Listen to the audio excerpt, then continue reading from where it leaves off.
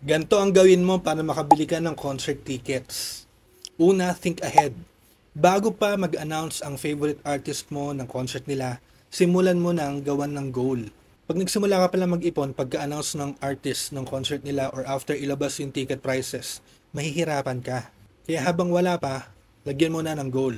So if you're looking forward to attend Planet Shakers in 2026 or 2027, or kung hope mo makita sila Brandon Lake, Phil Wickham, Bethel Music, kahit wala pang ina-announce, simulan mo na nalagyan ng goal ang pag-iipon mo para sa artist na yun. Pangalawa, fund yourself. Real talk tayo guys. Hindi porket birthday mo o birth month mo yung event, ay may magi sponsor sa'yo. Yung pag-iyak sa comment section, it will not do anything. Kung may magbe-bless man, that's good. Pero the best way na magkaroon ka ng gusto mo is to work for it and to save for it. At depende naman yan sa sitwasyon natin sa buhay. Pero kung may kakayanan ka naman, pag-ipunan mo na lang.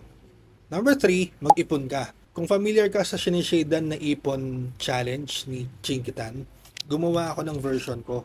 So dito nakalagay yung name ng event, kung kailan yung event, projection, kung kailan man, at yung start and end ng ipon challenge. So naglagay ako ng 20, 50 at 100 kasi mas bearable yun para sa akin.